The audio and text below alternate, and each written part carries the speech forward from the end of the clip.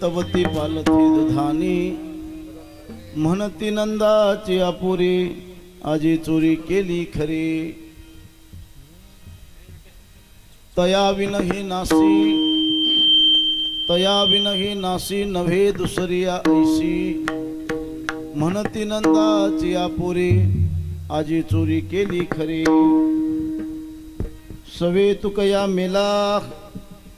सवे तुकया मेला तेने अगोना अनेला म्हणती नंदाची आपुरी आजी चोरी केली खरी विठ्ठल विठ्ठला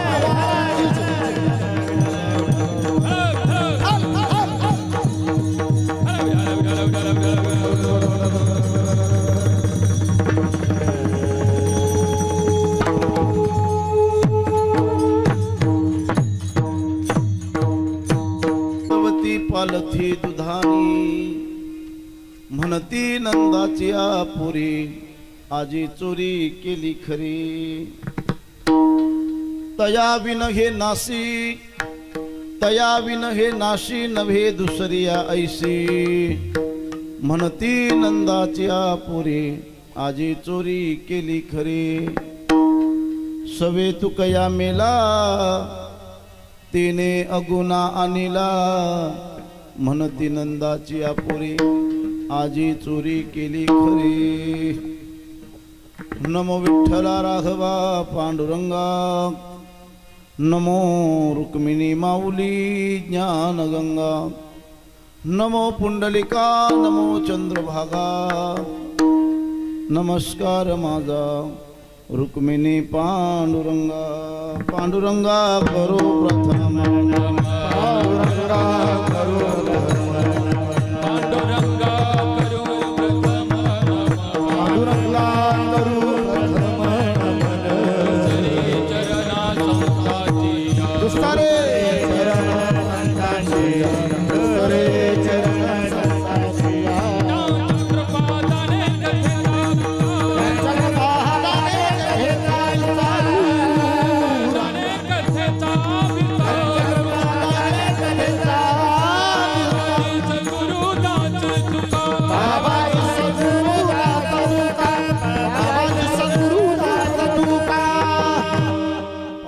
कृपादाने प्रथम नमन दुसरे चरण संताची त्यांच्या कृपादाने कथेचा विस्तार बाबा सद्गुरुदास तुका ओम नमो ज्ञानेश्वरा करुणा करा दयडा तुमचा अनुग्रहाद लोक पावन झालो चराचरी आता कृपा भांडवल सोडी भरी माझ्या मतीची पोतडी तरी ज्ञानपत्ते जोडी थोरा माते आता विनम वागविलासनी जे चातुर्य अर्थ करा कामिनी शारदा विश्वमोहिनी नमिले में आत्मरूप गणेश स्मरण सकळ विद्येंचे अधिकरण तेची बंधू श्रीचरण श्री गुरूंचे ते नमस्कारो आता मनोज व्यामारतुल्यवेगं जितेन्द्रियं बुद्धिमतां वरिष्ठं वातात्मजं वानरयुद्धमुख्यं श्रीरामदूतं शरणं प्रपद्ये मी हे जाणत सुपरमविख्यात तुझा ब्रह्म याचा सुतो नारद नाम तितिक्षु तयाच्या चरणी नमोगा जेने धर्म जितविला ची बळी तू संभाजी गानन बाळी का अवतरला जयाची कुळी तया छत्रपतीचे चरण कमळी साष्टांग नमन करीतो सो राजा राम राम राम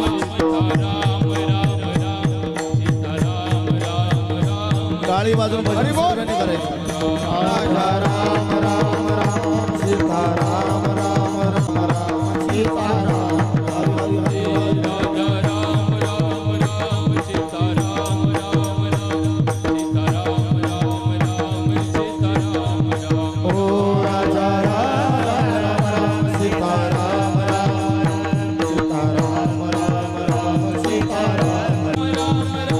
सीता राम राम राम सीता राम राम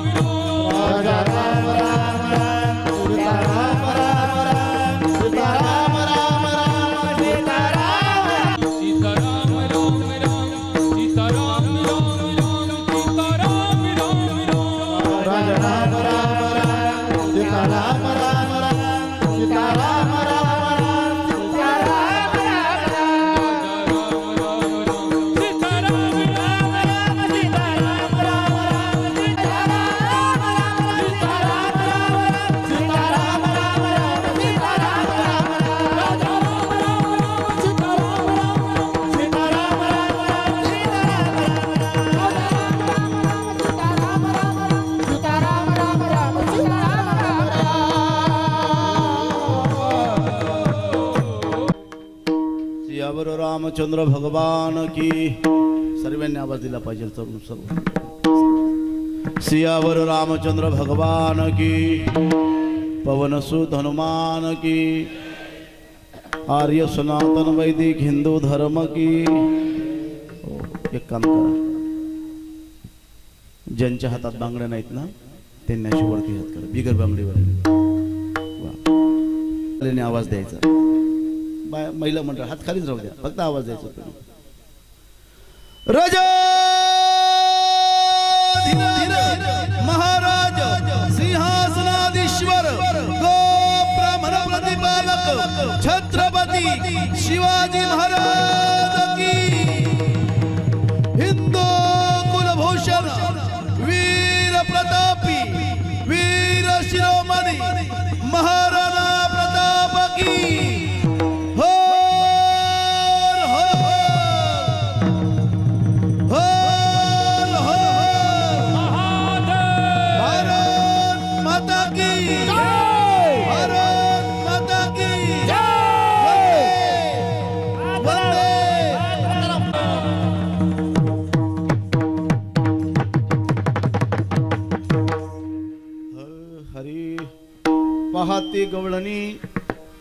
पाहाती गवळणी तवती पालथी दुधानी.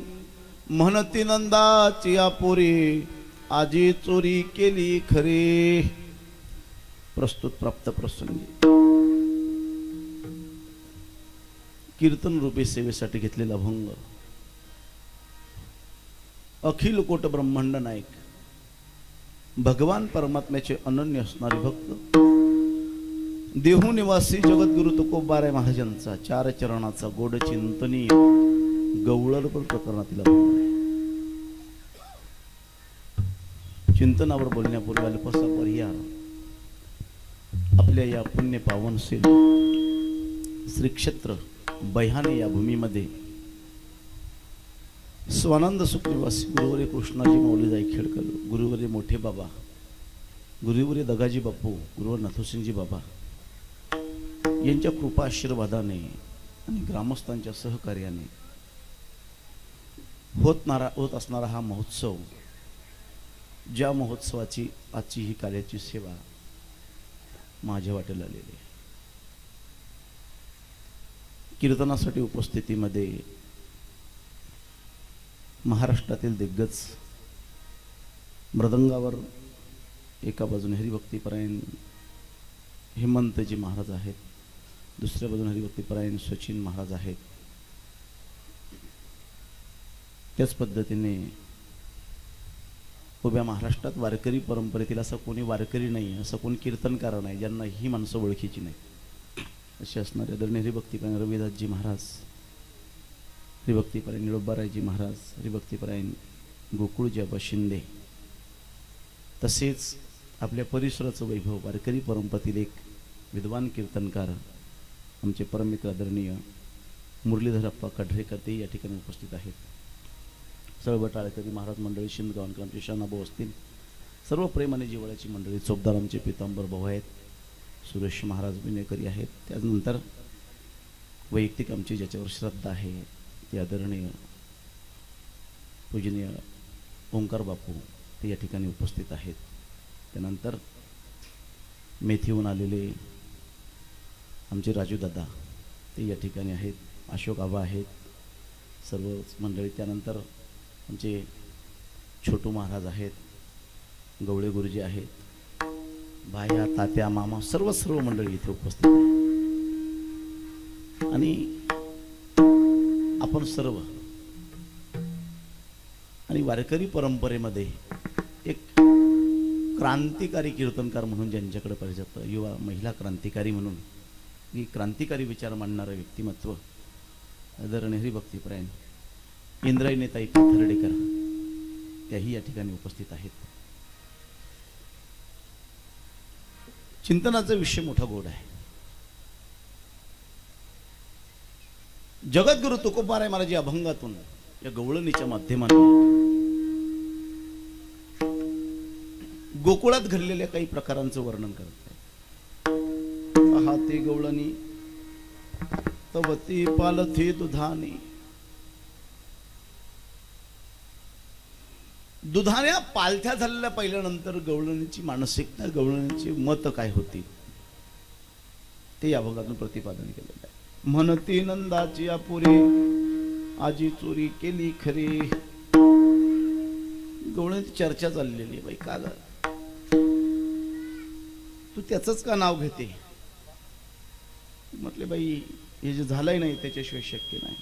तया विनही नासी नव्हे दुसरिया ऐसी. त्याच्याशिवाय हे कोणाला शक्य आहे? पण म्हटले का ग एक गोष्ट मला लक्षात ठेव. तुझं असं मत आहे हे त्याच्याशिवाय शक्य नाही, पण लक्षात ठेव ज्याच्यावर तू आरोप करतेस ना तो गरीबाचा मुलगा नाहीये, तो श्रीमंताचा मुलगा आहे. आणि त्या श्रीमंताच्या मुलावर तू चोरीचा आरोप करते.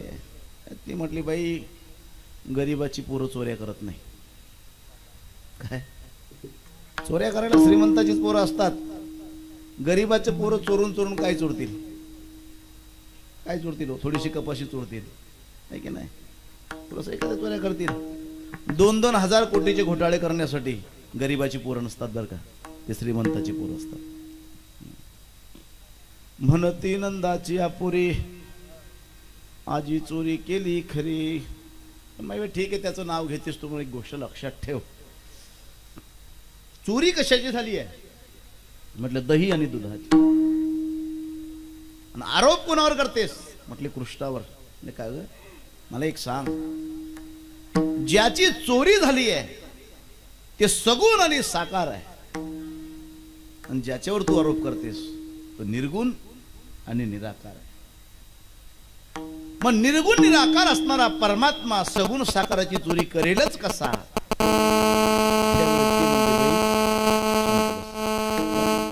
तू अत्याहारी पाटली यावं लागेल. तू काय माहित म्हणे एवढं 4 दिवस पशी भजन द्यावं लागेल. तसं नाही म्हणे. मग अगं तो निर्गुण असणारा परमात्मा सगुण स्वरूपाला आणला ना कोणी? सवे तुकया मेला तेने अगुणा आणला. म्हणती नंदाची अपुरी आजी चोरी केली खरे. विठ्ठला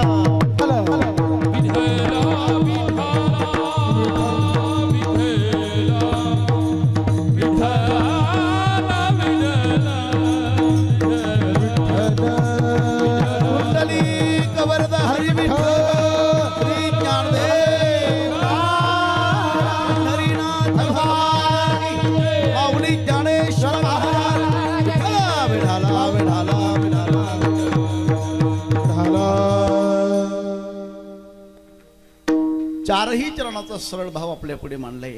आता सविस्तर पद्धतीने जोपर्यंत स्वयंपाक होत नाही तोपर्यंत बोलायचंय. काल्याचं कीर्तन असंच असतं. छोटू महाराज काल्याच्या कीर्तनामध्ये असं नियोजन नसतं. तिकडं स्वयंपाकवाल्याने वरती हात केला ना तर कीर्तनकाराने आवरून घ्यायचं असतं. तसं आमच्याकडे दहाव्याची प्रथा आहे.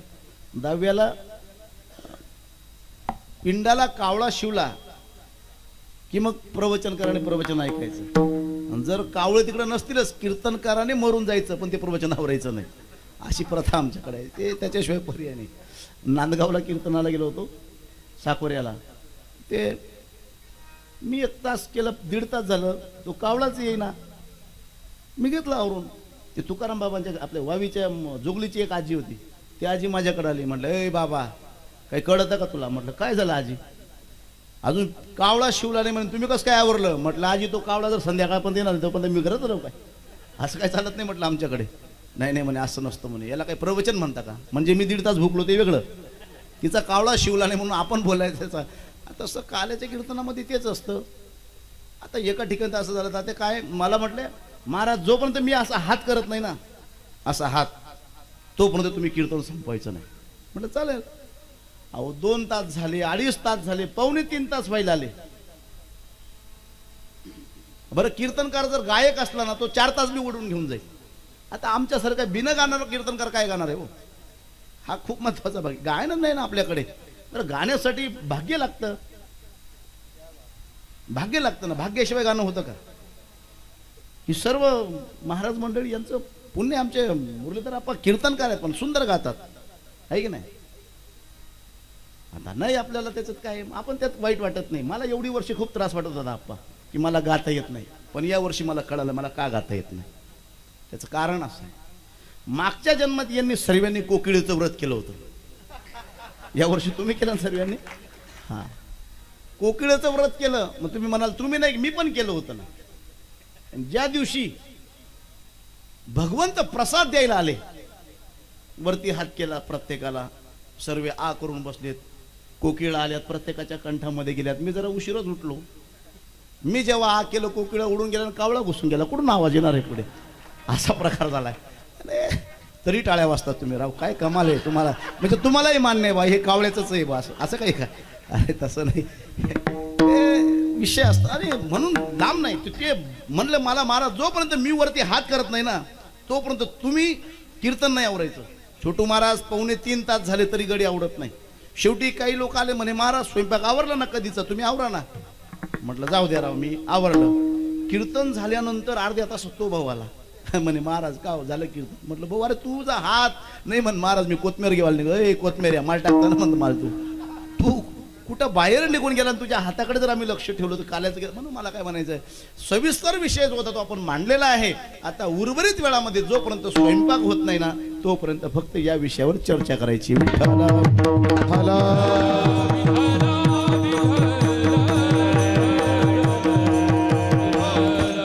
काल्याचं कीर्तन सप्ताचा वारकरी परंपरेची मर्यादा आहे, नियमावली. सप्ताह किती दिवसाचा असला महत्वाचं नाही, किती दिवसाचा सप्ताह केला महत्वाचा नाही, पण त्या सप्त्याच्या नंतर काल्याचं कीर्तन झालं नाही ना तर सप्त्याची किंमत शून्य आहे. काल्याच्या कीर्तनाशिवाय सप्ताची सांगता होत नसते. वर्षाची सप्ते असतात, 4-4 महिन्याचे सप्ते असतात. आता अधिक मासामध्ये 4 महिन्याचा सप्ताह असतो. एका महिन्याचा सप्ताह असू देत, 15 दिवसाचा असू देत, 8 दिवसाचा, 3 दिवसाचा असू देत, काल्याच्या कीर्तनाशिवाय त्या सप्ताची सांगता नाही. काय काल्याचं कीर्तन आहे? काला म्हणजे काय? काल्याचे प्रकार 3 आहेत. एक जीव शिवाचा काला, एक दही भाताचा काला आणि एक हरिनामाचा काला. तिघही काला. दही भाताचा जो काला आहे तो स्थूल शरीराला मजबूत करण्यासाठी असतो. जे आपल्याला दिसणारं शरीर आहे ना, या शरीराला ज्याला मजबूत करायचं असेल ना त्याने दही भात खाल्ला पाहिजे. दही भाताचा काला. हरिनामाचा काला, हरिनामाचा जो काला आहे ना त्या काल्याने सूक्ष्म शरीराला पोषकता आणि पूर्तता मिळत असते. तो काला सूक्ष्म शरीराला स्वच्छ सुंदर करत असतो. हरिनामाचा खिचडी का प्रेमे मोहिला साजनी, प्रेमे मोहिला साजनी, प्रेमे मोहिला साजनी. हरिनामाचा खिचडी काला, प्रेमे मोहिला साजनी, प्रेमे मोहिला साजनी, प्रेमे मोहिला साजनी. हरिनामाचा खिचडी प्रेमे मोहिला साजनी, हरिनामाचा खिचडी का प्रेमे मोहिला साजनी, प्रेमे मोहिला साजनी, प्रेमे मोहिला साजनी. हरिनामाचा खिचडी प्रेमे मोहिला, हरिनामाचा खिचडी काला, प्रेमे मोहिला साजनी, प्रेमे मोहिला साजनी, प्रेमे मोहिला साजनी ना. हरिनामाचा खिचडी काला, प्रेमे मोहिला साजनी. आणि तिसरा जो काला आहे जीव शिवाचा जो काला आहे, जीव शिवाचा जो काला आहे त्या काल्याने कारण शरीराची मुक्तता होत असते. काल्याचे प्रकार किती? 3. पहिला जो काला आहे दही भाताचा काला सांगितला. तो दही भाताचा काला आपल्याला स्थूल शरीराला मजबूत करत असतो. हरिनामाचा काला सूक्ष्म शरीराला मजबूत करत असतो. आणि जीव शिवाचा काला कारण देहाला मोक्ष देत असतो. हे काल्याचे 3 प्रकार. पण तिघीपैकी या ठिकाणी आपल्याला तिघी काल्यांचा समावेश फक्त आणि फक्त वारकरी संप्रदायात सापडतो. इथे हरिनाम आहे, इथे जीव आणि शिवाचा ऐक्य करण्यासाठी प्रयत्न आहे, आणि इथे दही भात आहे. तिघी काल एकत्र. कथा त्रिवेणी संगम देव भक्त कथा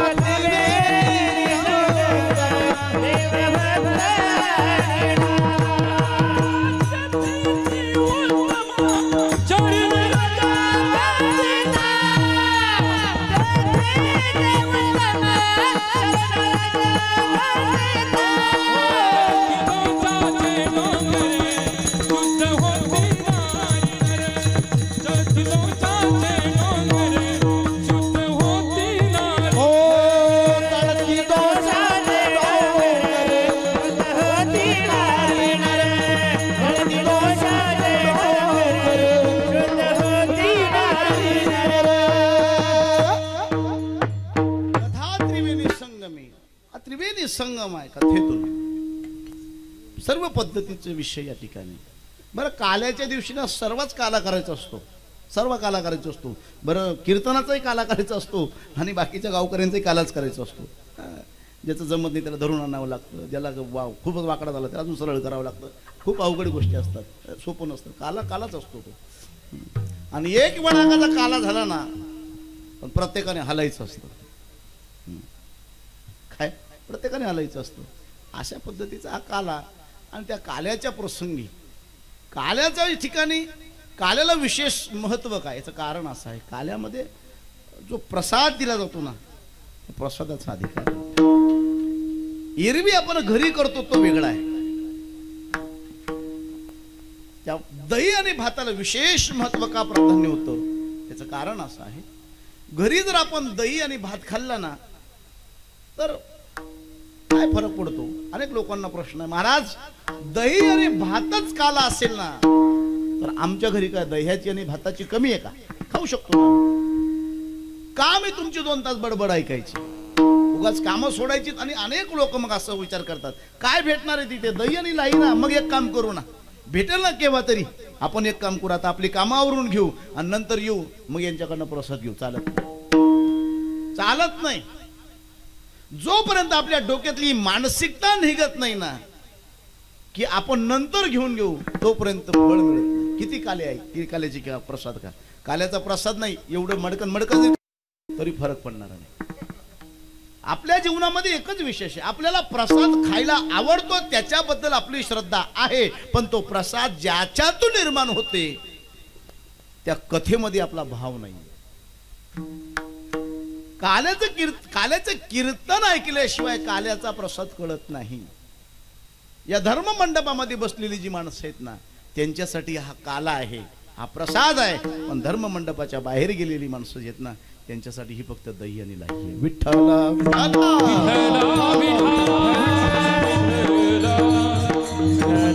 आणि बापू, तुमच्याकडे तर अनेक पद्धतीची लोक दुःख घेऊन येतात, सर्व दुःखातले माणसं येतात. बापू काय करावं आता, बापूंकडे माणसं दुःख घेऊन येतात, जाऊ द्या, आम्ही लोकांना दुःख निवारण करा सांगणारी माणसं, आम्ही आपली पाय तिकडे जातात का. की बापू विषय अवस्था समाजाची तीच आहे का. जगामध्ये सुखी कोणीच नाही हो. कोण सुखी मला सांगा. कबीर महाराज तर गोड सांगतात, जो देखे सो जो देखे सो दुखिया बाबा, सुखिया कोई नहीं रे.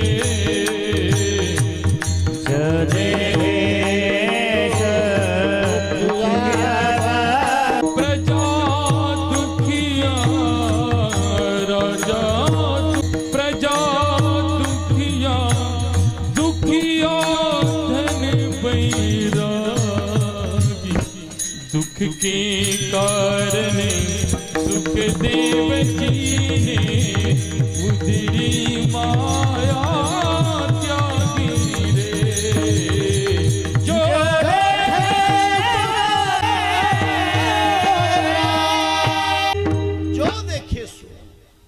जो देखे सो दुखिया बाबा, सुखिया कोई नहीं रे. अरे काय दुःख काय लोकांना, हा खूप महत्वाचा भाग आहे. लक्षात ठेवा, दुःखाचं कारण असं आहे, दुःख निवारण करण्यासाठी भगवंताचं नामस्मरण आहे. भगवंत, मग तुम्ही म्हणाल महाराज आम्ही करत नाही का? करता ना तुम्ही. कथा करणं वेगळं आहे आणि भावपूर्ण अंतकरणाने ऐकणं वेगळं आहे. देवाला तुम्ही काय करतात हे महत्वाचं कधीच वाटलं नाही. सांगा ना काय आपण करतो? कुठलाही विधी आपल्या जीवनामध्ये नाही. आपला काय प्रकार असा आहे ना, एकच असाच विधी आहे जो एकच दिवसाचा विधी बरं का छोटू महाराज. कोणता? एकच दिवसाचा विधी आहे, सत्यनारायण. खरं सांगा बरं, इथे बसलेल्या माणसांना मी प्रत्येकाला एक प्रश्न विचारतो, माता भगिनी असतील पुरुष वर्ग असेल, असं कोण आहे इथे ज्याच्या घरी आजपर्यंत सत्यनारायण झालाच नाही? बा त्यांनी वरती बोट करा.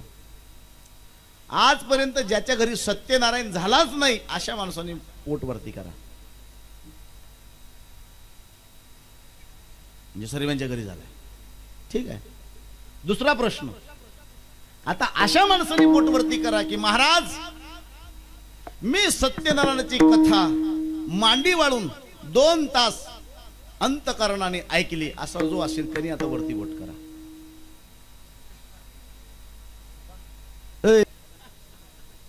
सांगा. मी काय विचारलं की असा माणूस सांगा की ज्याच्याकडे झाला नाही. प्रत्येकाकडे झालाय.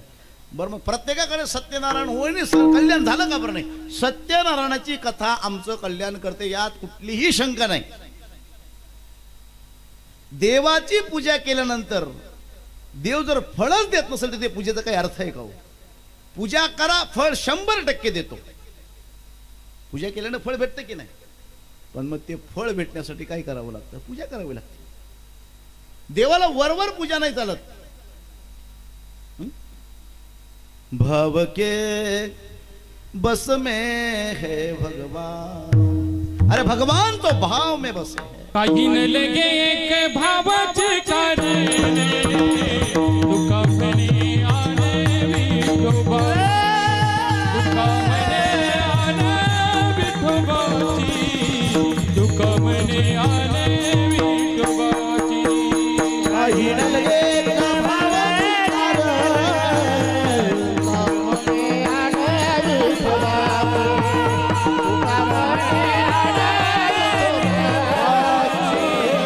दुःखामध्ये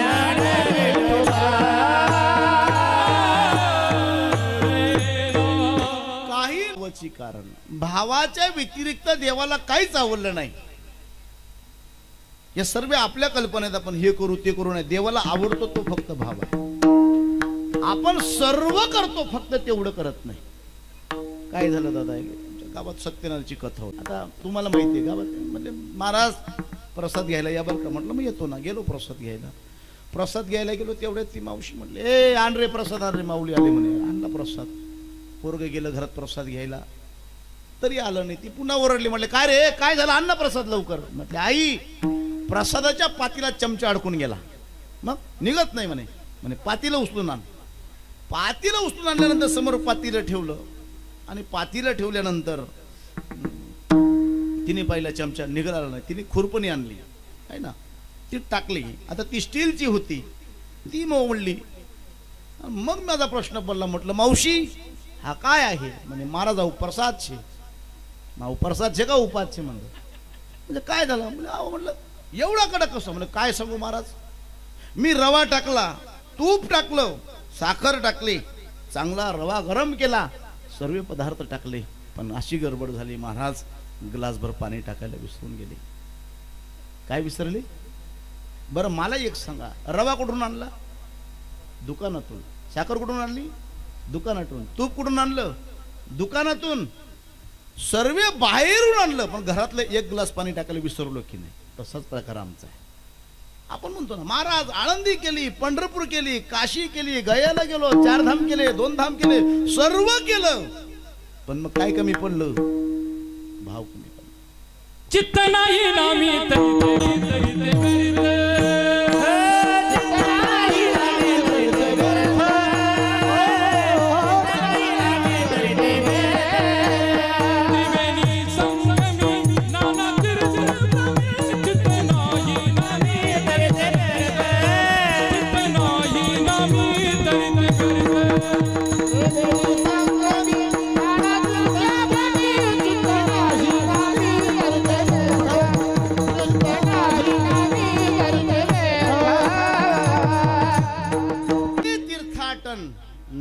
पालटले अवगुण. जर अवगुण जात नसतील, आपला भाव त्या ठिकाणी होत नसेल ना, जसं एवढे पदार्थ टाकल्यानंतर शिरा कडक का होतोय, कारण त्यात पाणी टाकायचं विसरून जाते, तसं एवढे तीर्थ करूनही माणूस कडकच का बरं राहतो. कडक राहतो म्हणजे वाकतच नाही ना. लक्षात ठेवा, कुठे जर काय अपेक्षा असेल ना, कुठेतरी वाकावं लागेल, कुठेतरी ऐकावं लागेल. काळाची परिस्थिती अशी झाली, लोक सर्व करायला तयार, फक्त ऐकायला तयार नाही. ऐकायची मानसिकता नाही माणसांची. अरे ऐका ना, कुणाचं तरी ऐका. कुणाचं तरी तुम्ही ऐकल्याशिवाय भविष्यात तुमचं कोणीच ऐकणार नाही. आमचं काही लोक फुकट ऐकतात का आता? या नंदुरबार जिल्ह्यामध्ये दोंडाईच्या परिसरामध्ये काय हुशार लोकांची कमी आहे का? ग्रॅज्युएट आहेत, हो, उंच पदस्थ आहेत सर्वजण, एवढी चांगली विद्वान विचार करणारी माणसं आहेत, तरी 200-300 किलोमीटरवरची माणसं इकडे बोलवली. कशासाठी बोलवली तेवढी माणसं? माझ्याकडे लक्ष द्या. अरे लेकरवाली माणसं ना, आपण काय नवल पाहतायत तुम्ही? तुम्हाला लेकरं नाही झाले कधी? मरणणारच आहे ते. माझ्याकडे बघायचं. ते काल्याचे कीर्तन बोल ना, काला असतो सर्व, एक गडबड अशीच असते. काल्याच्या कीर्तनात ना लहान लेकरं गडबड करतात, तरी इथे पुरुष शांत आहेत. आम्ही खूप गडबड करायचो होता त्या कालाना कीर्तन ना दिवस. आम्ही इतकी भानगड राहे बरं का आपा. डोक्यात एकच राहायचं, स्वयंपाक तयार आहे, मंडप तयार आहे, नडी काय राहिना. अहो कालाना कीर्तनकार. आम्ही देवाला विनवण्या करतो, देवा मारुती बाप्पा काय एवढा कीर्तनकार मारी टाक, म्हणजे जेवायला हाऊस नडस ना. दरवर्षी एकच. आमच्याकडे पूर्वी एकच कीर्तनकार काला करायचा, खूप वर्ष का तशी प्रथा. ते बिचारे कमीत कमी शांत तरी बसले, म्हणून त्यांच्याकडे लक्ष देऊन पुन्हा आपला विक्षेप करण्यापेक्षा आपल्या विषयाकडे आलेलं बरं. विठ्ठला विठ्ठला. मला असं म्हणायचं आहे, ऐकल्याशिवाय नाही. मी बोललो ना, एवढी हुशार माणसं दोंडाईच्या आणि नंदुरबार परिसरामध्ये. काय कमी आहे माणसांमध्ये? श्रीमंत माणसं आहेत ना, तरी 200-300 किलोमीटरहून ही माणसं कशासाठी मागवली? याचं एकच कारण आहे. उगाच ज्यांचं तुम्ही ऐकत नाही, याचं एक कारण आहे, यांनी आधी कधीतरी कुणाचं ऐकलंय. आम्ही काय उगाच नाही असे, आम्ही ऐकलंय ना कुणाचं. माणूस जोपर्यंत कोणाचं ऐकत नाही ना, तोपर्यंत हे सर्व शक्य होत नाही. बरं, ऐकण्यासाठी तो मोठाच असला पाहिजे असं गरजेचं नाही. तो कदाचित आपल्यापेक्षा अधिकाराने छोटा असला तरी ऐकायचं. तो आपल्यापेक्षा अधिकाराने किंवा जातीने छोटा असला तरी ऐकायचं. का? याचं कारण असं आहे, छोटा असणारा माणूस जर मोठे विचार सांगत असतील तर 100% ऐकलंच पाहिजे. तुम्हाला सांगू, मी ऐतिहासिक पद्धतीने कीर्तन करणारा माणूस म्हणून तुमच्या पुढे मांडतोय. काल कुठला प्रतापच्या पायथ्याशी जेव्हा खान येऊन थांबला ना, महाराजांना भेटायला जायचं होतं खानाला, पण भेटायला गेलेल्या खानाला भेटायला जायचंय, खान आधीच येऊन थांबलेला होता. लक्षात ठेवा, मला तुम्हाला तो रणसंग्राम पूर्ण सांगायचा नाही, मला फक्त त्याच्यातला विशेष महत्वाचा सांगायचा. तो 12 वाजता येऊन बाराची भेट होती, तो 11:15 येऊन थांबला. छत्रपती प्रतापगडावरून निघाले, पण नेमकं निघत असताना कान्होजी जेध्यांनी महाराजांचा मार्ग अडवला आणि सांगितलं, राजे कुठे निघाले? म्हणले प्रतापगडच्या पायथ्याशी. का? म्हणजे खानाला भेटायला. राजे थांबा, तुम्ही पोशाख केलाय? म्हटले केलाय. सील बंद केलाय? महाराज म्हटले नाही केला. मग राजे, आपण सील केल्याशिवाय मी तुम्हाला गडाच्या खाली उतरू देणार नाही. माणूस, नोकर माणूस, छत्रपती राजे होते आणि एका नोकराने त्यांना मार्गात आडवं व्हावं. उगाच छत्रपती झाले नाही, याचं एकच कारण आहे, छत्रपतीने त्या नोकराचाही ऐकलं आणि 12ची भेट 2 वाजेवर गेली. कान्होजी जेध्यांचं ऐकलं आणि 12 वाजेची भेट 2 वाजेवर गेली. मला एक सांगायचं, त्या दिवशी जर कान्होजी जेध्यांचं छत्रपतींनी ऐकलं नसतं ना, तर प्रतापगडच्या पायथ्याशी खान नाही, छत्रपती फाडले गेले असते. हा खूप महत्वाचा भाग आहे, म्हणून ऐकायचं असतं. राजस्थानच्या इतिहासामध्येचा प्रकार जर पाहिला, ज्यावेळी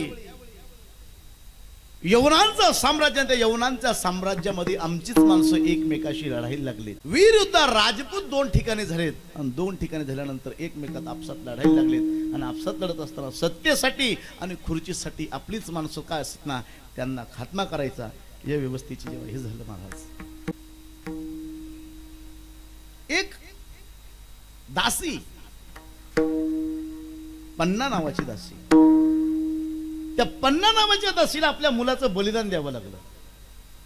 आता दासी म्हटलं ती बिचारी शेवटी गरीबच की नाही, पण त्या गरीब दासीने आपला मुलगा राजकुमाराच्या जागेवर झोपवते. आता राजकुमाराच्या गादीवर राजकुमाराचाच अधिकार आहे, पण राजकुमाराला त्याच्या गादीवर उठवत असताना त्रास झाला, कारण राजकुमार उठायला तयार नव्हता. पण राजकुमाराला त्यावेळी सांगितलं, बाबा तुला उठावं लागेल. राजकुमाराने त्यावेळी ऐकलं आणि तो राजकुमार उठला आणि पन्ना दासीजवळ गेला आणि तिने आपला मुलगा त्या राजगादीवर झोपवला. त्याच रात्री त्या तिच्या मुलाचा खून झाला, त्याच्या मुलाला मारलं गेलं. त्या दिवशी त्या राजकुमाराने जर त्या पन्ना दासीचं ऐकलं नसतं ना, तर भारताच्या इतिहासात राजपूत हे नाव कधीच उरलं नसतं. उपकार आहे ती माणसांची. आमची काय काळाच्या ओघामध्ये प्रकार काय घडला, आम्ही स्वार्थी ते झालो, आमच्यावर केलेले उपकार आम्ही विसरून गेलो. भरलं गेलंय हे नसते तर ते झालंच नसतं असं नाही. अरे ज्यांच्यामुळे हे सर्व झालं ते कधीच प्रकाशात आले नाही, ते कधीच प्रकाशात आले नाही. विसरून गेलो तर आपण सावरकराला. आमच्या पुढे फक्त बापू मानले जातात. बापू नसते, अरे असं नाहीये. एकटा गांधी बापू काय करणार होते? गांधी बापू शिवाय शक्यच नाही म्हटलं, अशी गोष्टच नाही. अरे गांधी बापू शिवाय शक्य नाही, मग का सिंगाची फाशी आहे? का उडी घातली सावरकरांना समुद्रामध्ये? का आझादी दर्शनाची स्थापना केली सुभाष बाबूंनी? कशासाठी माणसं हे सर्व केलं? काय सोपं नव्हतं ना महाराज.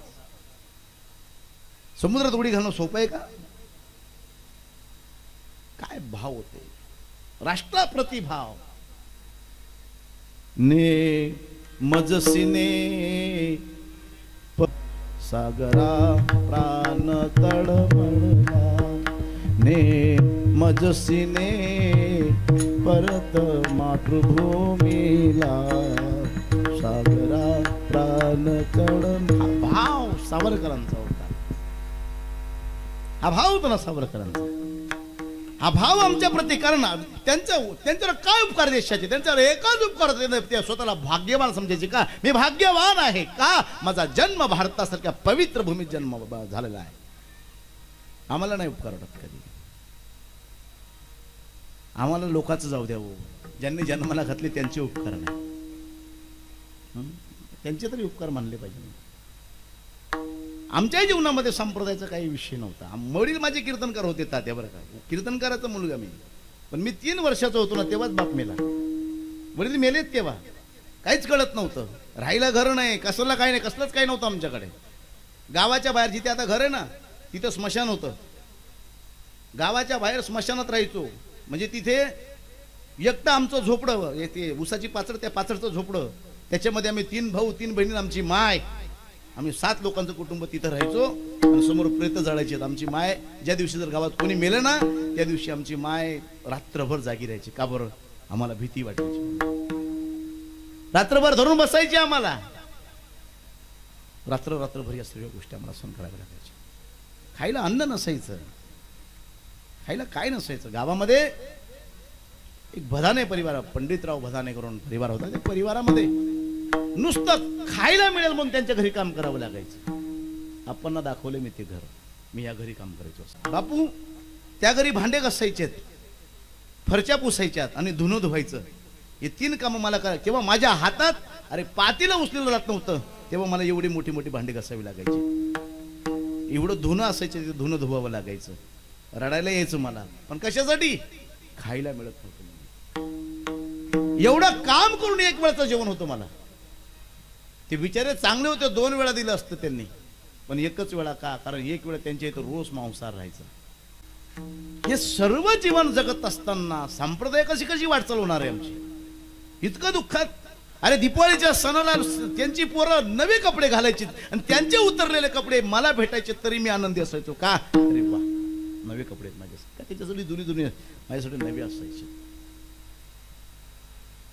9वी पास झालो, 10वीला जेव्हा गेलो ना, बरं का गुरुजी, 10वीला गेलो ना, 62 रुपये 10वीची फी होती. 62 रुपये भरायला पैसा नव्हता.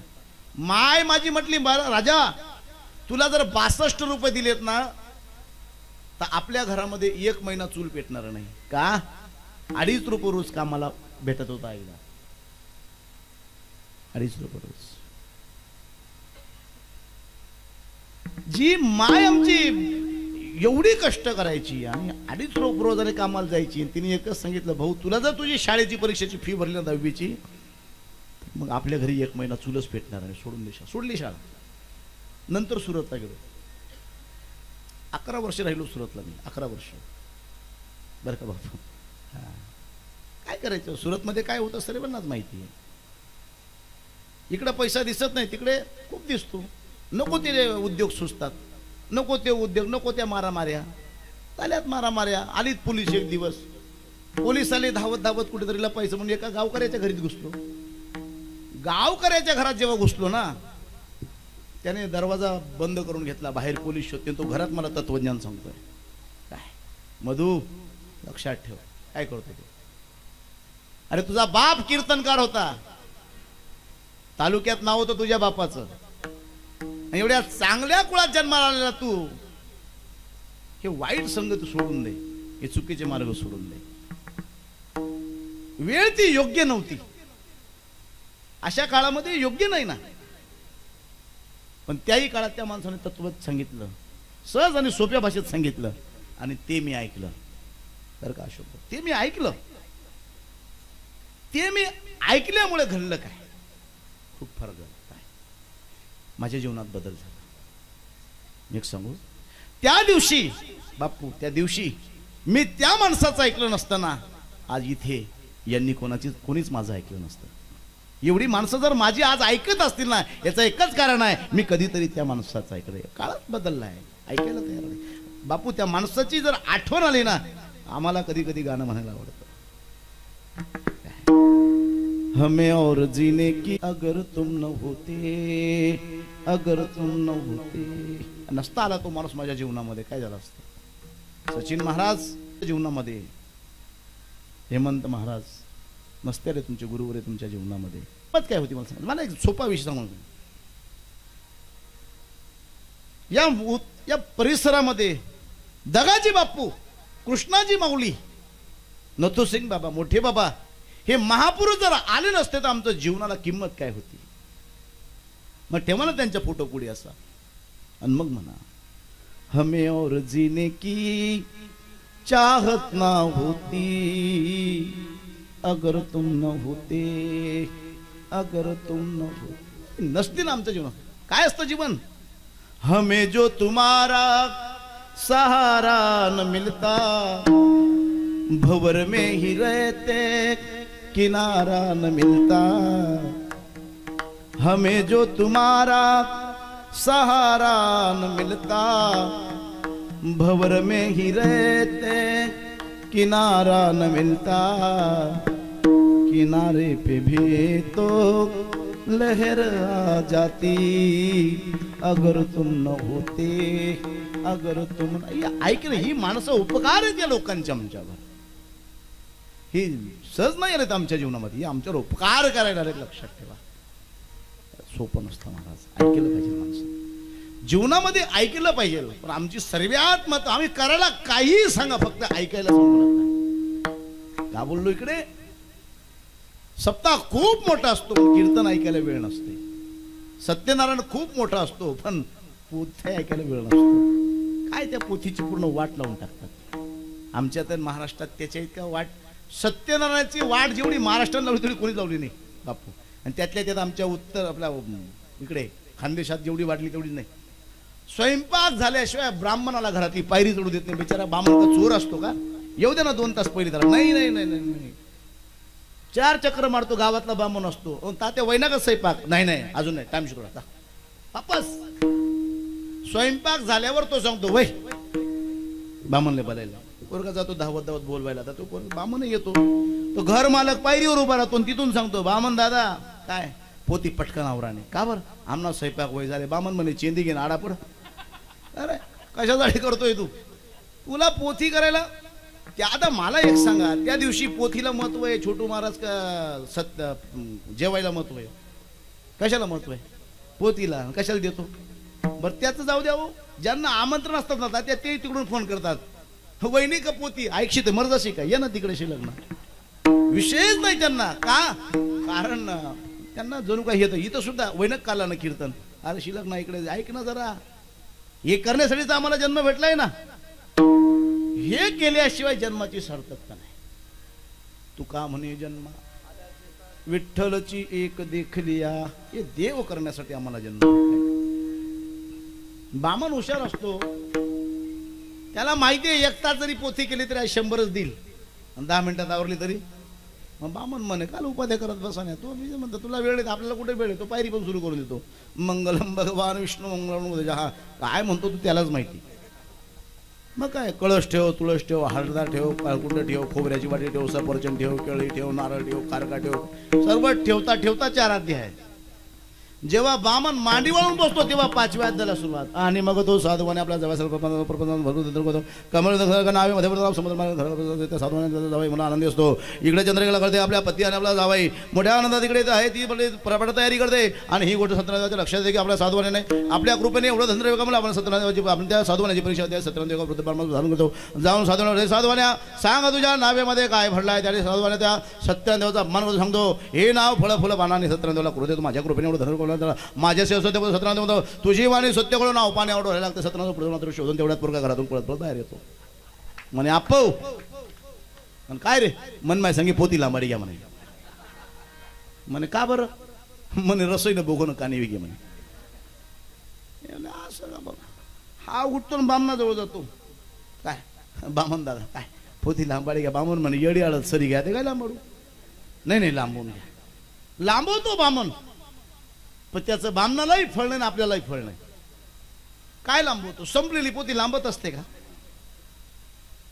आपलं एक वेळा ज्ञानदेव तुकाराम झाल्यानंतर पुन्हा काही करता येतं का? नाही बोलता येत ना. तो लांबवतो काय? त्या नावेमध्ये झेंडूची फुलं नव्हती बरं का, आणि तेथे कडदळीची पानं नव्हती बरं का, तेथे आंब्याची पाय पोती म्हणाई बरं का. फक्त रस युगस्त चालू शे. मग मला सांगा असं किती दिवस सत्यनारायण केल्यावर आपल्याला कथा मिळेल, प्रसाद मिळेल? तसं लक्षात ठेवा. तसं काल्याचे किती कीर्तन, किती किती दहीच्या दही आणि किती लाई खाल्ली म्हणजे आपल्याला नाही. अंतकरणाने काला ऐकल्याशिवाय त्याला महत्व नाही का? या दिवशी एकच गोष्टीला महत्व दिलेले गेलेलं आहे, दुसरं नाही. कशाला महत्व आहे? या दिवशी चरित्राला महत्व आहे. पण कोणत्या? चरित्र ते उच्चारावे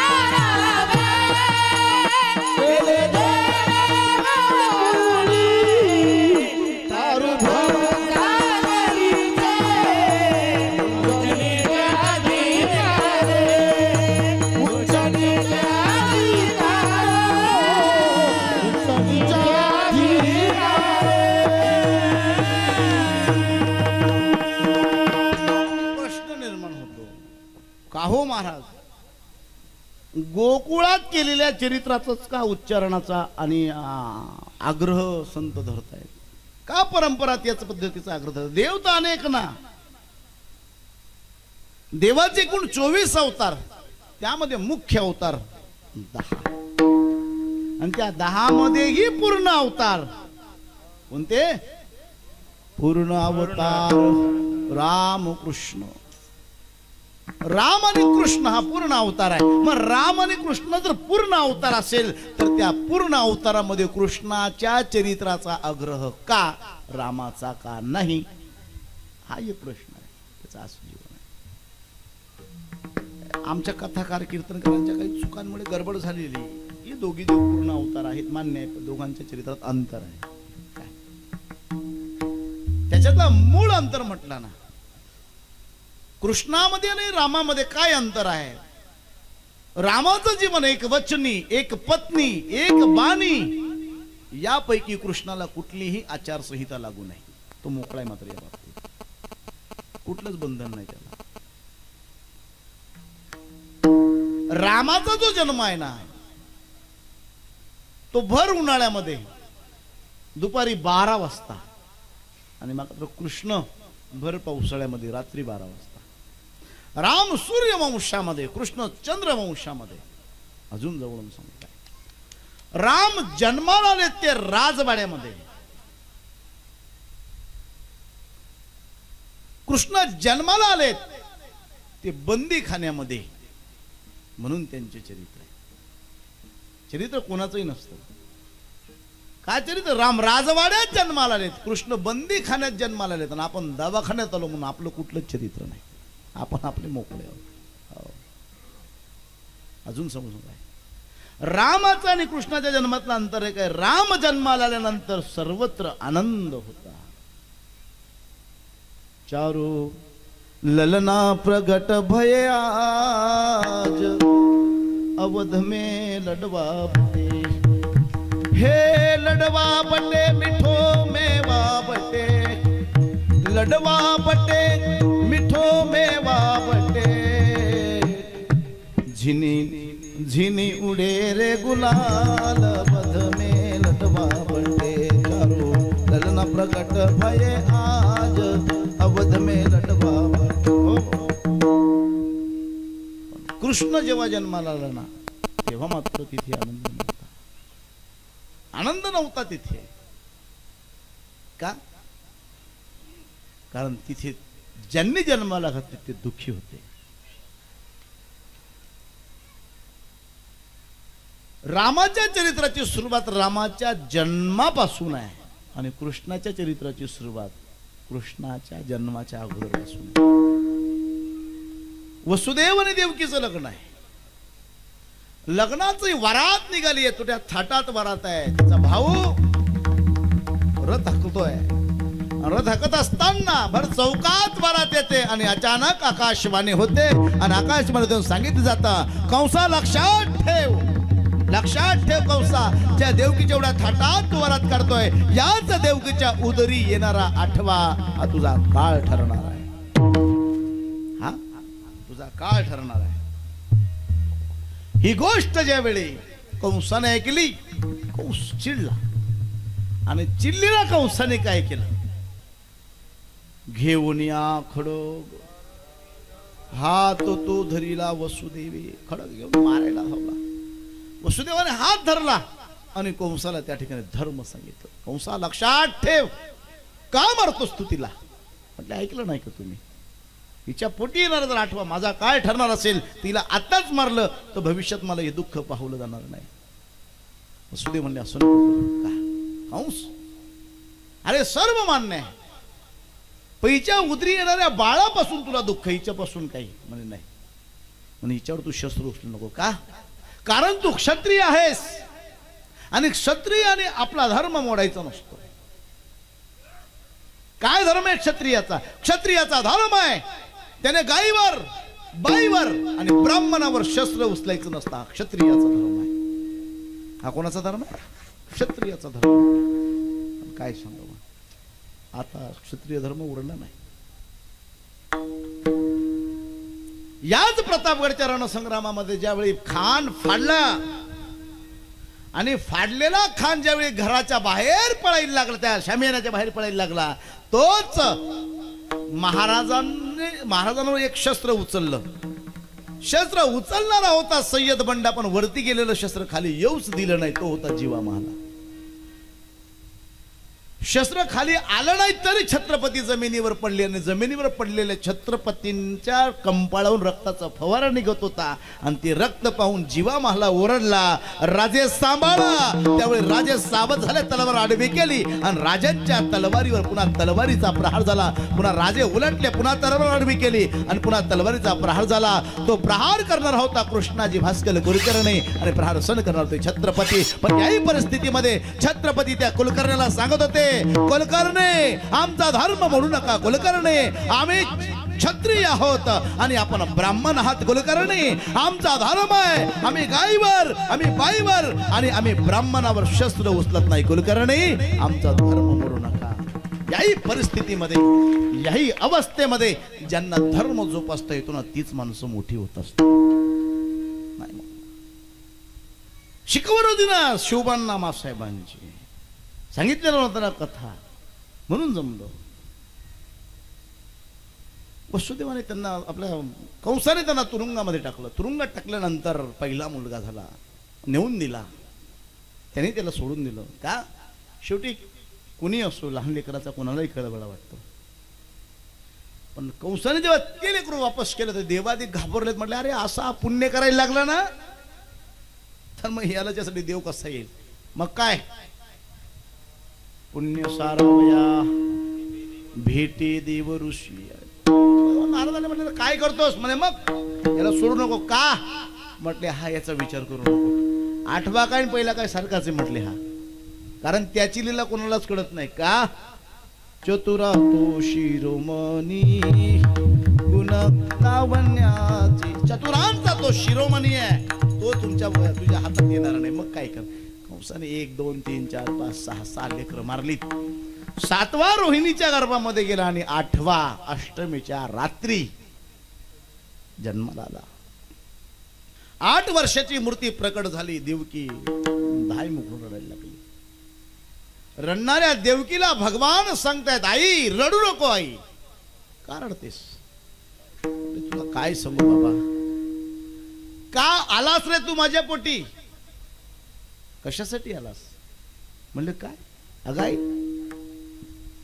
माझं दर्शन व्हावं म्हणून हजारो जन्म माणसं तपश्चर्या करतात, तरी मी त्यांच्या स्वप्नात जात नाही. तुझ्या पोटी जन्माला आलो पण तू असं का बोलतेस? लेख सांगू, तू कोण आहे मला त्याच्याशी घेणं नाही, पण तुझ्यामुळे माझी 6 लेकरं या भिंतीवर माझ्या समोर आपटून त्या कंसाने मारलीत.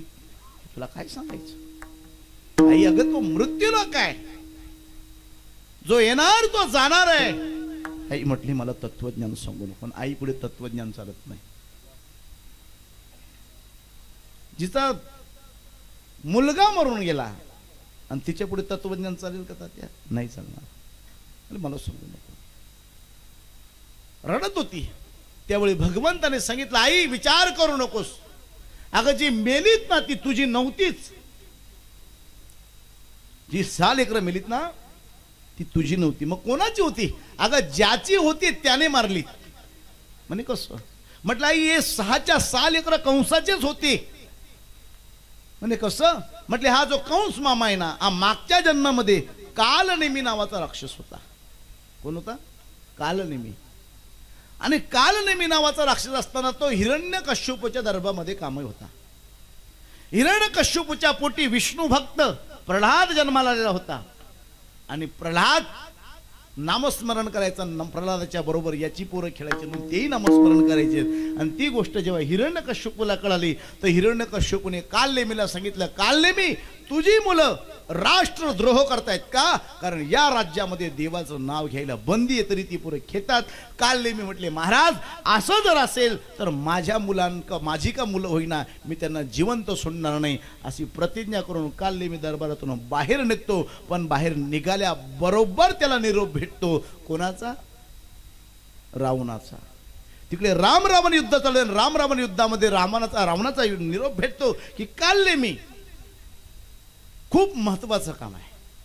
लक्ष्मणाला शक्ती लागले, हनुमान आपला बुट्टी घ्यायला जातोय, तू आपलं त्याला अडव. काल लेमीने विचार केला, मुलं आपली आहेत, आज नाही उद्या मारता येतील, पण आज हे रावणाचं काम महत्वाचं. तो तिकडे गेला, एका सरोवरावर बसला आणि सरोवरावर बसून भजन करायला लागला. आता डुप्लिकेट भजन करायला काही वेळ लागत नाही. भजनाला सुरुवात केली. श्रीराम जय राम जय जय राम, श्रीराम जय राम जय जय राम, श्रीराम जय राम जय जय राम, श्रीराम जय राम जय जय राम. भगवंताचं भजन हनुमंताच्या कानावर गेलं. म्हणजे अरे हे तो भक्त आहे. हनुमानजी जवळ गेलेत, नमस्कार केला. ते डोळे बंद करतानाच बोलला, आओ हनुमानजी आओ. हनुमान वाटलं बापरे, माझं नावही माहिती आहे, हमको सब पता है. लक्ष्मणाला शक्ती लागली आहे, तू बुटी घ्यायला चाललाय, रावणानं सीतेचं हरण केलंय. हनुमान म्हटले, बाबा पॉवरफुल दिसतो म्हणे, जहाती सर्व करतो पॉवरफुल आहे. आणि मग एक काम कर, तू आता स्नान वगैरे कर. हनुमान म्हटले, मला खूप महत्वाचे जावं लागेल. अरे तू विचार करू नको, ज्या अर्थी मला सर्व कळतं ना त्या अर्थी तू सर्व भार माझ्यावर टाक, मी तुझ्या सर्व दुःखांचं निरसन करतो. हनुमान म्हटलं चालतंय. हनुमानजी स्नानासाठी गेले सरोवरामध्ये. स्नानासाठी गेलेल्या हनुमंतजीचा पाय एका मगरीने धरला. ती मगर हनुमानजीने फाडली, त्याच्यातून स्त्री जन्माला प्रकट झाली. त्या स्त्रीने सांगितलं, हनुमंता लक्षात ठेव, हा जो आहे हा साधू नाहीये म्हणे, मग हा कालनेमी नावाचा राक्षस आहे आणि हा तुझा मार्ग अडवण्यासाठी आला आहे. हनुमान म्हटले, आई साहेब ठीक आहे चला. ती बाई गेली आणि त्या ठिकाणी हनुमानजी कालनेमी जवळ आले. सांगितलं, महाराज स्नान झालं, आता दर्शन द्या. कालनेमीने पाय पुढे केलेत दर्शनासाठी. हनुमानजीने ते पाय पकडलेत बरं का. काय केलं, गार गार गार गार फिरवला, खडकावर आपटला. कालनेमी मरण पावला. विषय संपला. आता मला सांगा, कालनेमीच्या अंतकरणामध्ये 6 लेकर मारायची वासना होती आणि मरताना कसं मरावं लागलं, गर गर गर फिरून खडकावर आपटून. जन्म घेणे लागे, तोच भाव त्याच्या ठिकाणी. मग ती म्हटली, अरे ठीक आहे त्यांनी ते केलं, पण माझा काय दोष होता, माझा दोष. म्हणजे आई, तूही मागच्या जन्मामध्ये तुझ्या सवतीची 6 लेकरं विष पाजून मारलीत, त्याचा दोष तुला हा सर्व भोगावा लागला, हा सर्व प्रकार झाला. म्हटले, बाबा मला हे सर्व सांगू नको, पुढे काय. म्हटले, आई पुढे मी सर्व व्यवस्थित करतो, फक्त मला काय करायचं इथं ठेवू नका. मग कुठे न्यायचं, नंदाच्या घराला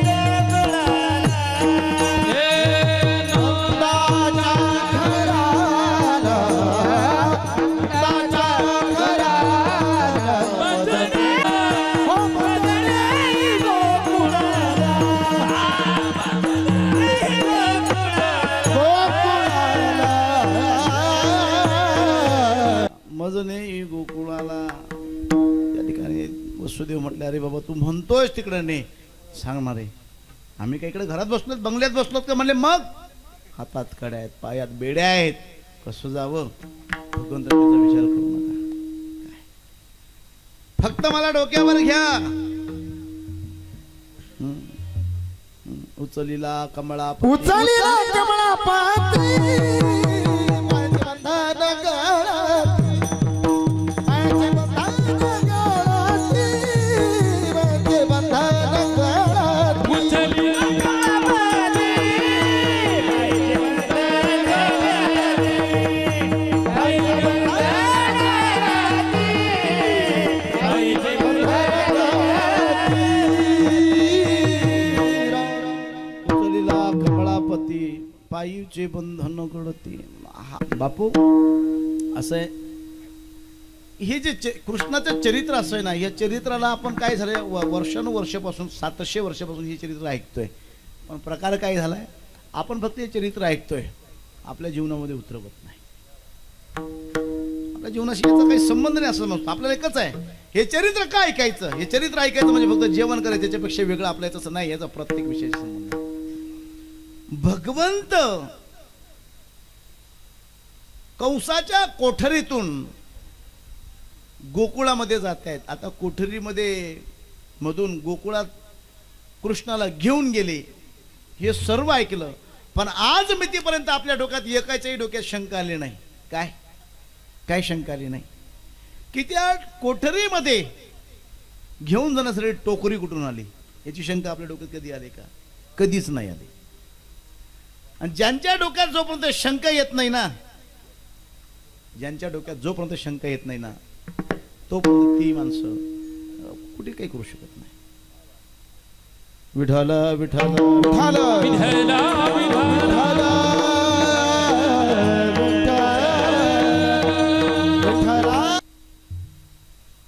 हा प्रश्न निर्माण झाला होता छत्रपतींना. मासाहेब कथा सांगत होत्या, शोभा मथुरेतला कृष्ण गोकुळात नेत गेला. शोभा म्हटलं असं कसं शक्य आहे. मासाहेब तुरुंगामध्ये त्या काळ कोठडीमध्ये त्यांना टोकरी कोण आणून देते. मासाहेबांनी सांगितलं होतं की टोकरी कशी तयार झाली. ती गोष्ट व्यवस्थित ऐकल्यामुळे छत्रपतींना खूप महत्वाचं आलं. पुन्हा ऐकण्याचा विषय. आग्र्याला ज्यावेळी छत्रपतींना लाल महालात कैद केलं होतं, आणि कैद केले असताना छत्रपतींनी विचार सोडला होता की आता 1000 मैल दूर आपला महाराष्ट्र, आणि या महाराष्ट्रात आपलं पुन्हा जाणं होणार नाही. बंद कोठडीमध्ये छत्रपती नजर कैदेत आहेत. सायंकाळची वेळ आहे. छत्रपती विचार करतायत महाराष्ट्रात जायचं कसं किंवा काय करायचं याच विचार करत असताना छत्रपती विचारामध्ये होते.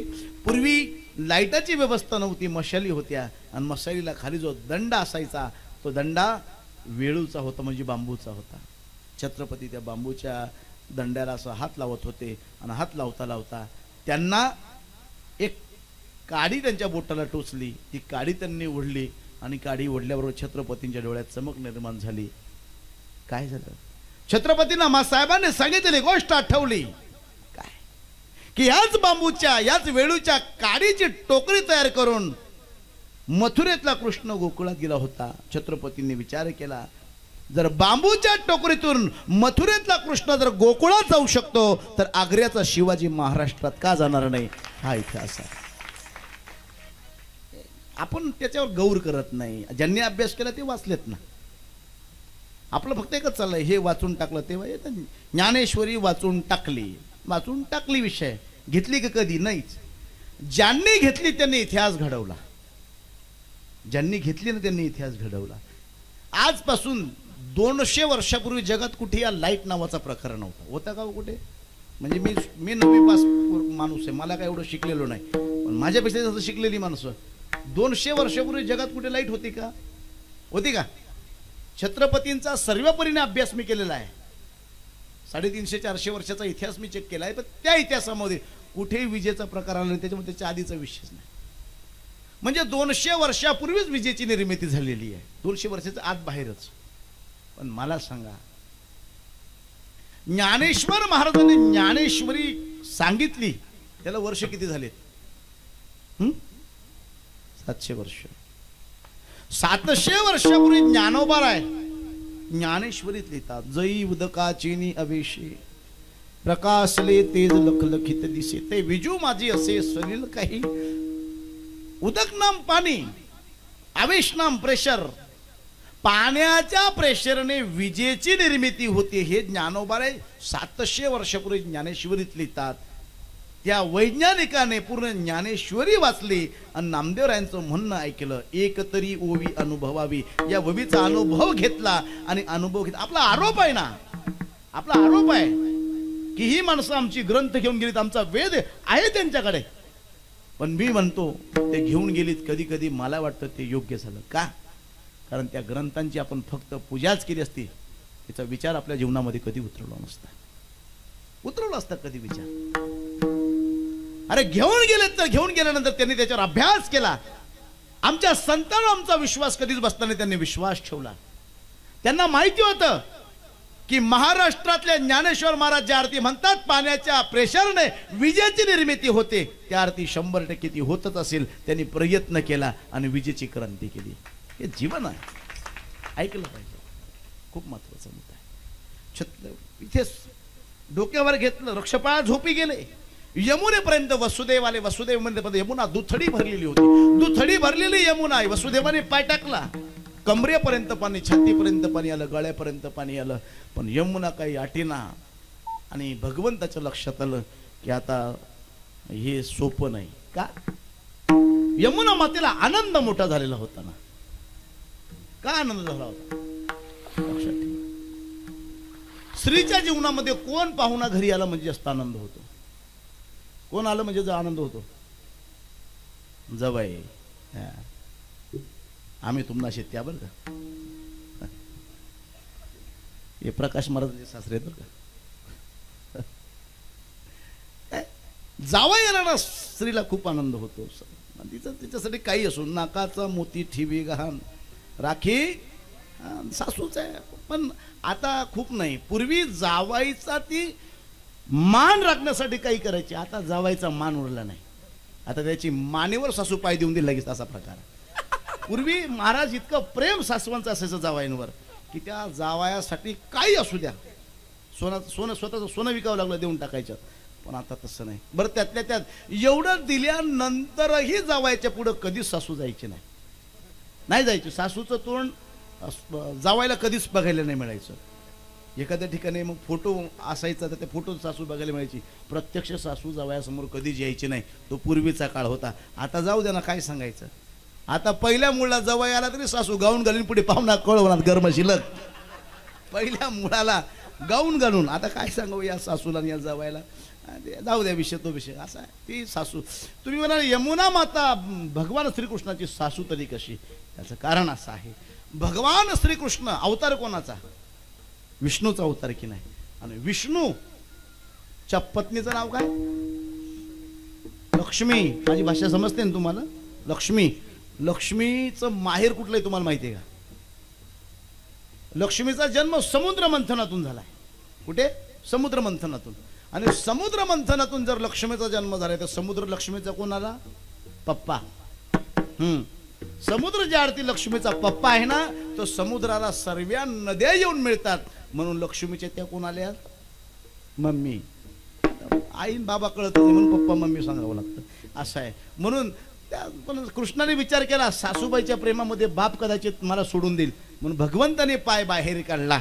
हा पूर चालला आचाट त्यासी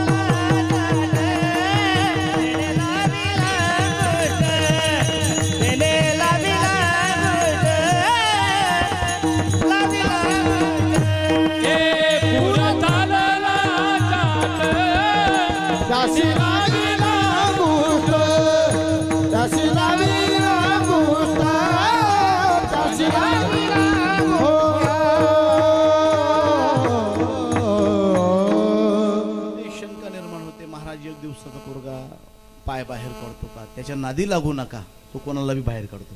त्याचा काय भरोसा आहे की नाही. यमुना मातेने वाट दिली, वसुदेव तिकडे गेले, तिकडे मायेचा जन्म झालेला होता. मायेला उचललं आणि कृष्णाला ठेवलं. तिथे शंका निर्माण होते, काय महाराज बोलायचं असतं पण किती बोलायचं असतं का. अरे ज्या घरात मुलगी जन्माला आली त्या घरात काही कोणाला कळूच नाही का, जन्मदात्रीलाही कळू नये. महाराज ती मुलगी होती का कोण, माया होती, माया होती. आणि माया कोणालाच कळत नाही, माया कोणालाच कळत नाही. न पादमस्तक विशुद्ध सीता किंवा मृग सोनेरी जरी असंभव, तरी तयाला भुलले राघव. श्रीरामाला भुलवून गेल्या शक्ती मायाविनी हो, दैव जाणिले कुणी. भगवान श्रीरामाला ती माया नाही समजली, आपल्याला कधी समजणार आहे. माया कोणाला सोडत नाही. मग ती माया जन्माला आल्यामुळे गडबड झाली. आणि अशा परिस्थितीमध्ये घडलं काय, मायेला आणलं, मायेचा आकांत, मायेचा आकांत ऐकून रक्षपाळ जागे झाले, धावलेत. कंस तिकडे आला, कंसाने उचललं, गरगर गरगर फिरवलं आणि फिरवत असताना आपटणार तोच ती हातातून निसटली आणि जाता जाता निरोप सांगून गेली. तुझ्या लागे तुझ्या लागे बंदी उपजला माझी, उपजला माझी, उपजला माझी. ओ तुझ्या लागे बंदी उपजला माझी, उपजला माझी, उपजला माझी. निरोप सांगते ती, तुझ लागी वधी उपजला मज आधी. कोण सांगते निरोप. 700 वर्षापासून या परंपरेच्या माध्यमाने आपण हा निरोप ऐकतोय, पण हा निरोप आपल्यापर्यंत पोहोचला नाही, ही आपली शोकांतिका आहे. काय सांगते ती लक्षात आलं का तुम्हाला. काय सांगते, मला काय मारतोस रे, तुला मारणारा माझ्या अगोदर जन्माला आलेला आहे. कोण सांगते असं, मुलगी सांगते. कोण सांगते, मुलगी सांगते. काय सांगते, मला काय मारतोस, तुला मारणारा माझ्या आधी जन्माला आलेला आहे. कोण सांगते असं, मुलगी. कोणाला सांगते, मारणाऱ्याला. काय सांगते, मला काय मारतोस, तुला मारणारा माझ्या आधी जन्माला आलेला आहे. कोण सांगतं असं, मुलगी. कोणाला सांगते, मारणाऱ्याला. काय सांगते, काय सांगते, मला काय मारतोस, तुला मारणारा माझ्या आधी जन्माला आला. कोण सांगतं असं, मुलगी. कोणाला सांगते, काय सांगते, काय सांगते. 700 वर्षापासून ऐकून ऐकून कान पिकून गेले, पण एकालाही त्याची लाज वाटली नाही, आपण त्याचा विचार घेतला नाही.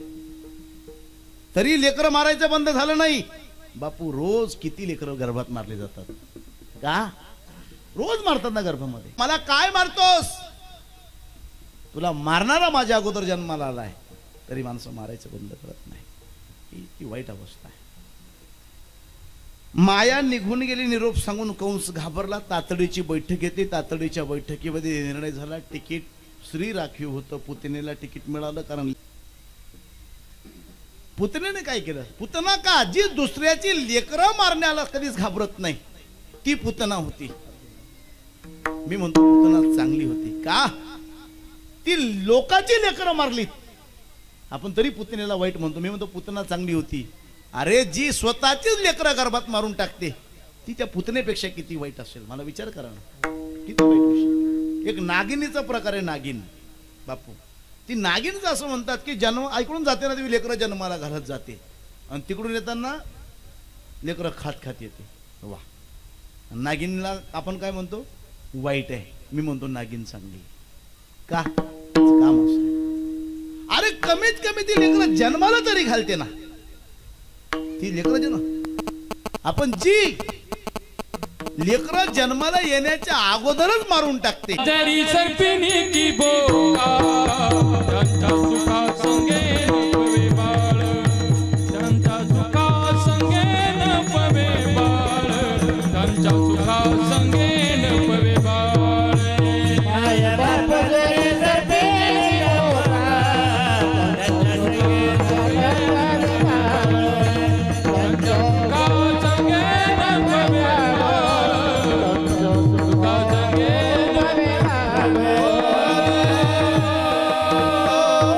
वनाला निघाली. येत असताना गोकुळामध्ये आली. दीन दुखिया दुखितांचे मारियता बाळ मारियता बालके करीता ती शोक माय बापे. विचार करता पण आशा करत करते डायरेक्ट यशोदेच्या घरापुढे ते बाहेरून आवाज मारते, यशोदे. यशोदा म्हटली ही कोण बाकी आली. सर्व लोक मला मैया म्हणतात, आई म्हणतात, ही आमचं उद्धड बोलणारी कोण. यशोदा बाहेर आली. म्हणजे कोण ग बाई तू. म्हटलं काय ग मला नाही ओळखलं का. म्हणजे नाही. म्हटलं अगं मी तुझी बहीण आहे. म्हणजे माझी बहीण कस काय. तू जर माझी बहीण आहे तो कधी तू मरणात दिसली नाही, कधी धरणात दिसली नाही. धरणात म्हणजे पाण्याच्या धरणात नाही बरं का, आपले म्हणणं असतं ते. कधी दिसली नाही. म्हटलं तसं नाही, तू लहान होती तेव्हा आमचं लग्न झालं. म्हणे मग लग्न झालं, इकडे दुष्काळ पडून गेला. म्हणे मग मथून पाहुणा सुरत हिरा घा चाललाय घ्या म्हणे. तिकडेच हिरा घशी घ्या, ऊस तोडले चालला जावा, बारडोलीना कारखाना जो पण चालला ना असं आमचं तिकडे. म्हणे मग आता का बरं. मला कळालं की तुला मुलगा झाला म्हणून मी आले. म्हणलं ठीक आहे बाई चल काय अडचण नाही. आणि झोपलाय म्हणे पण तो आता. आई म्हटले कृष्ण म्हटले आई अगं तो पहिलं बोनीचं गिऱ्हाईक आहे, मी का झोपा काढायला लोक. म्हणे मग भगवंताने अकांत केला, भगवंताचा आवाज ऐकला आणि पूतना भगवंतापर्यंत पोचली. भगवंताला तिने उचललं. भगवंताला उचलल्यानंतर भगवंताने डोळे बंद केले. अनेक लोक अनेक कारण सांगतात, मी एकच कारण सांगतो. काय. पूतना ही बाल हत्यारिणी होती आणि बाल हत्यारिणीचं तोंड जर पाहिलं ते केलेली सर्व पुण्य नाश होतात असं शास्त्र सांगतं. म्हणून तिचं तोंडच बघायचं नाही. हा एक सर्वात महत्वाचा कारण आहे. पूतनेला मारलं, पूतना गेली. पूतनेनंतर अनेक दैत्य आलेत, सर्वांना मारलं. आणि मारत असताना शेवटी भगवंताने लीलेला सुरुवात केली. आणि लीला पहिली जर कोणती केली असेल तर भगवंत रांगायला लागले. कसे. तळवे तळहात डाव्या गुडघ्याने रांगत, तळवे तळहात टेकीत, डाव्या गुडघ्याने रांगत. रंगानी रंगनाथ तोन देखिला सये, रंगानी रंगनाथ तोन देखिला सये. डाव्या गुडघ्याने रांगत, तळवे तळहात टेकीत, डाव्या गुडघ्याने रांगत. अंगणी रंगनाथ तोन देखिला सये, रंगानी रंगनाथ तोन देखिला सये. रांगता रांगता भगवान चालायला लागले. आणि चालता चालता देव 7 वर्षाचे झाले. 7 वर्षाचा झालेला देव गोकुळाच्या गलीतून निघाला. कृष असलेल्या पोरांच्या तब्येत त्यांना विचारलं, का रे गाड्या हो खायला मिळत नाही का तुम्हाला. म्हटले नाही ना मिळत. म्हटले अरे आपल्या गोकुळामध्ये दही आहे, दूध आहे, तूप आहे, लोणी आहे, मग तुमच्या तब्येती अशा का. ते म्हटले अशी गोष्ट आहे, हे सर्व येत आहे आपल्या गोकुळामध्ये पण ते आमच्यापर्यंत पोचत नाही. भगवंत म्हटले असं चालणार नाही. मग तुम्हाला जर पोटभर खायची अपेक्षा असेल तर काय करा. याल तरी यारे लागे, अवघे माझ्या मागे मागे. सर्वजण पाठीमागे या. आणि मग काय. आजी देतो पोटभरी, पुढे म्हणाल तो वरी. भगवंताने संघटन तयार केलं. 7 वर्षाचा कृष्ण होता, अध्यक्ष झाला त्या संघटनेचा. आता 7 वर्षाचा कृष्ण अध्यक्ष झाला. आणि त्या कृष्णाने ते संघटन तयार केल्यानंतर एक दिवस निर्णय घेतला. काय. आपण आता चोरी करायला जायचं. आणि चोरी करायला जायचं कुठे. एकांताचं घर बघितलं. आणि भगवंताने रात्रीची वेळ निवडली. एकांताच्या घराजवळ गेलेत. आणि गेल्यानंतर भगवंताने सांगितलं, एक काम करा, सर्वजण डोळे बंद करा. सर्वांनी डोळे बंद केले. का. भगवंताला त्यावेळी पंद्याने प्रश्न विचारला, देवा डोळे का रे बंद करायचे. भगवान म्हटले मी तुमचा अध्यक्ष आहे ना. म्हणे हो. म्हणे मग तुम्ही फक्त डोळे बंद करा. आहे की नाही. तुम्ही डोळे बंद करा, तुम्हाला घेऊन जायची जबाबदारी माझी. सर्वांनी डोळे बंद केले. भगवंतांनी डोळे उघडायला सांगितले तर सर्वजण घराच्या आत होते. पेंद्या म्हणे खरंच अध्यक्ष पॉवरफुल आहे, किती मोठा घोटाळा करू द्या, आपल्याला बाहेर काढील म्हणजे काढील. आणि मग काय सर्व काय खायचं ते सर्व खाल्लं. आणि सर्व खाल्ल्यानंतर पेंद्या म्हणे देवा खूप वेळ झाला आता. का. पेंद्याने कानात येऊन सांगितलं, देवा आता खूप वेळ झाला. पण म्हटलं आता अशी गोष्ट आहे, पेंद्याच असतो शेवटी. आहे की नाही. ते म्हणजे खूप वेळ झाला, आता आवरलं पाहिजे, निघा म्हणे लवकर त्या गवळून येण्याच्या अगोदर. भगवंत म्हणे ठीक आहे. काय. मला आत येता येत होतं, बाहेर जाण्याचा मंत्र आपला पाठ नाही. तसंच आहे बरं का. मला कीर्तन सुरू करता येतं पण फास्ट आवरता येत नाही. फास्ट आवरता यायला पाहिजे ना, नाही येत जमायचं आपल्याला. ते पेंद्या म्हणले देवा एक काम कर भाऊ, काय तू जसं सरळ बोलला ना तो मंत्र उलटा बोल, कदाचित होईल. आणि आयडिया द्यायला मित्र चांगली आयडिया देतात, कधी देतात काही पण, चालेल. त्याने ही पण अक्कल असली पाहिजे. भगवंत म्हटले ठीक आहे बाबा, प्रयत्न करतो. देवाने सांगितलं डोळे बंद करा, सर्वांनी डोळे बंद केले, पण पेंद्याने मात्र डोळे असे उघडे ठेवले बरं का. का बरं? पेंद्याला म्हटलं, पेंद्याच्या डोक्यात एकच विचार आला की भविष्यात काँग्रेसमधून राष्ट्रवादी, शिवसेनेमधून मनसे तयार करायची वेळ आली तर आपल्याला या अध्यक्षाचं थोडंसं चाल चलन माहिती पाहिजे, कसा घोटाळे केल्यावर कसा कार्यकर्ता बाहेर काढायचा. म्हणजे मग एक काम करा, सर्वांनी बंद केले पण पेंद्याने डोळे मात्र उघडे ठेवले. आणि ज्यांनी डोळे बंद केले ते सर्व बाहेर गेले, जाग्या झाल्यात. आणि जाग्या झालेल्या गवळणींनी दरवाजा उघडला आणि उघडलेला दरवाजा केल्यानंतर त्यांच्या डोळ्यात जे दृश्य पडलं तेच आजच्या गवळणीच्या पहिल्या पाहती गवळणी,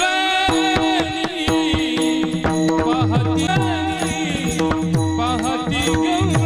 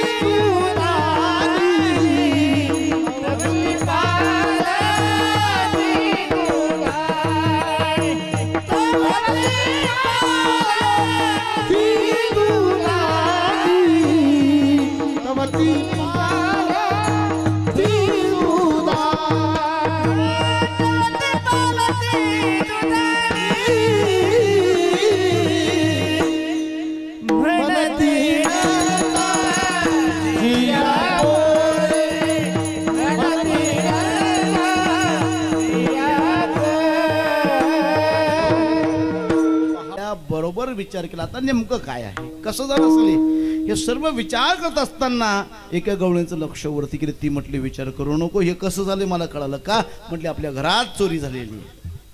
पण मग चोर कोण? म्हणे तोही सापडलाय. का म्हटलं बघ वरती अडकलेला आहे. म्हणे अनकाठी दंड आणला, खालून त्याला मारायला सुरुवात केली.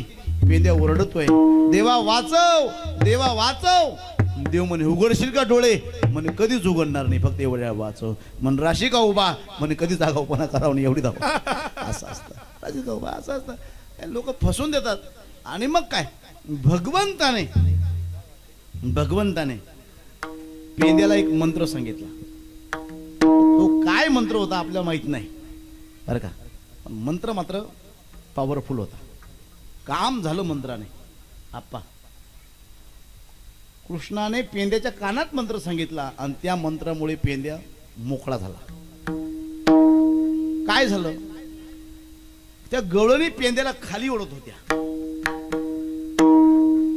काय करत होत्या? खाली ओढत होत्या. पेंद्याने देवाने सांगितलेल्या मंत्राचा वापर केल्या, गवळणी ओल्या झाल्या आणि पेंद्या मोकळा झाला. आता ते काय झालं मला नाही माहिती, पण झालं मात्र काम.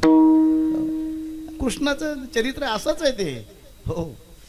आणि हे केल्यानंतर भगवंत या खोड्या सर्वांच्या लक्षात आल्या. ते म्हणले हे पेंद्याची आरती होता ना, म्हणे मग हे त्याचंच काम. म्हणती नंदाची आपुरी आजी चोरी केली. हे नंदाच्याच पोराचं काम आहे. म्हणे मग का ग नंदाच्याच पोराने केलं असं तुला का वाटतं? त्याचं उत्तर तिसऱ्या चरणात.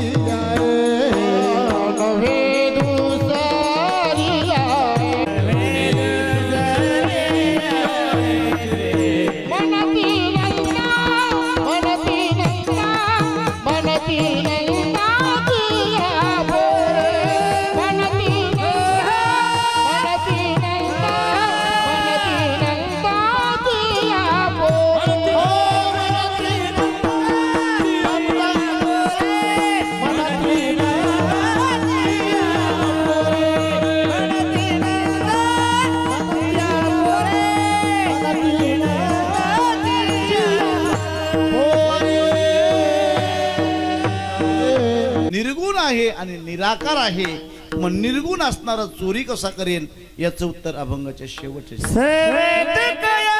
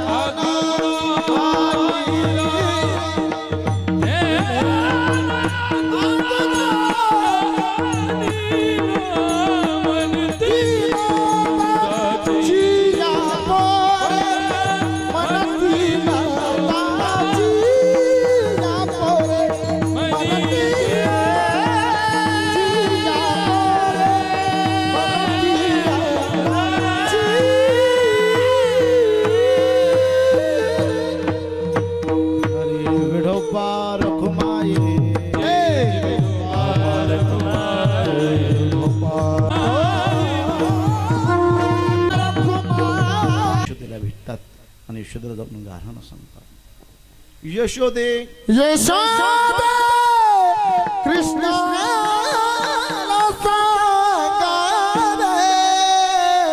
गोकुळी राहावे गावे, गोकुळी राहावे गावे, गोकुळी राहावे गावे, गोकुळी राहावे गावे, गोकुळी राहावे गावे.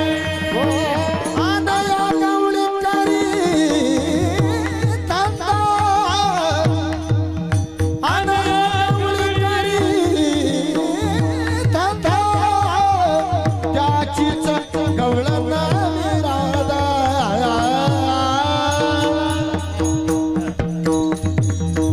जाऊनी नंदाची साकार, गोकुळी राहावे गावे, गोकुळी राहावे गावे, गोकुळी राहावे यशोदेला भेटतायत. बरं हे करायचं विषय नाही ना, सर्व्याच येऊन त्याच गाराने करतायत. दुसरी आली धावत येणे ग बाई, काय केली मात, मुखासी मुख चुंबन देत, गळ्यामंदी हात घालीत. ए बाई आमासी फावे ना, यशोदे हे आम्हाला जमणार नाही. तिसरी आली धावुनी येणे ग बाई, काय केली करणी, पतीची दाढी माझी वेणी गाठ, दोहीची देवोनी. गाठबाई कवनाशी सुटेना. हे सर्व जेव्हा गारहाणे ऐकलेत, यशोदे बाळ तुझा काना कुठवर,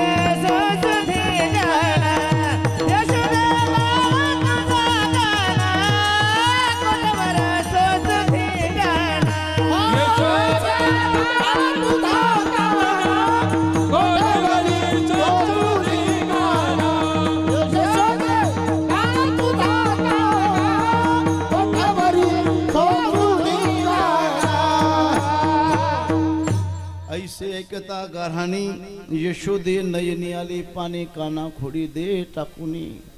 यशोदा म्हटलं खोड्या टाकून दे, पण भगवान खोड्या टाकायला तयार आहे. शेवटी यशोदेचा निर्णय घ्यावा लागला. काय? उद्या जाई राणा, उद्या जाई राणा. उद्या जाई रानाचं वेगे बोनी गोदना, वेगे बोनी गोदना, वेगे बोनी गोदना. उद्या जाई रानाचं वेगे बोनी गोदना, वेगे बोनी गोदना, वेगे बोनी गोदना. मग काय, भगवंताने तयारी केली आणि भगवान परमात्मा गाई चारण्यासाठी निघालेत. बरं ते कसे निघालेत त्याचंही वर्णन आहे. खांद्यावरी कंबळी हातामध्ये काठी चारीत असे, खांद्यावरी कंबळी हातामध्ये काठी चारीत असे. धेनु सावळा जगते, धेनु सावळा जगते, धेनु सावळा जगते. साई सावळा जगदेठी रेणू, सावळा जगदेठी रेणू. सावळा जगदेठी. भगवान परमात्मा सर्व गोपाळांना एकत्र केलं आणि भगवान परमात्मा यमुनेच्या तीरावर जाऊन गायी चारायला गेले. आणि गायी चारत असताना तिकडे जाऊन काही नुसतं निवांत बसलेत का? नाही, तिकडे गेल्यानंतर नाना प्रकारचे खेळ खेळले. एक एक खेळ जो आज म्हणजे आपल्या जीवनामध्ये ते खेळच नाही. कुठले खेळ खेळलेत? हमामा पोरा हमामा, हमामा पोरा हमामा. हमामा पोरा हमामा, हमामा पोरा हमामा, हमामा पोरा हमामा, हमामा पोरा हमामा. डुगरी वाजे हमामा, डुगरी वाजे हमामा, डुगरी वाजे ओ हमामा. डुगरी वाजे हमामा. हमामा पोरा हमामा, हमामा पोरा हमामा, हमामा पोरा हमामा, हमामा पोरा हमामा. हमामा पोरा हमामा, हमामा पोरा हमामा. होतो तो तो तो, होतो तो तो, होतो तो तो तो तो तो तो, होतो तो तो. होतो तो तो तो, होतो तो तो, होतो तो तो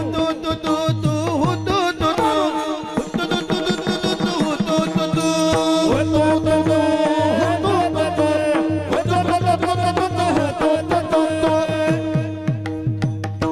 खेळ भवरा बाई, खेळ भवरा, खेळ भवरा बाई, खेळ भवरा. खेळ भवरा बाई, खेळ भवरा, खेळ भवरा बाई, खेळ भवरा. नवरा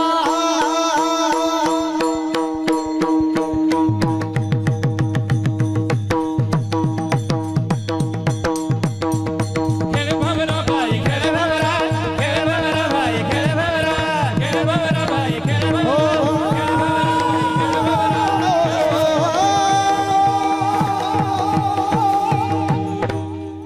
बरं, देव खेळत होता म्हणून काही नुसतं खेळत होता का? नाही,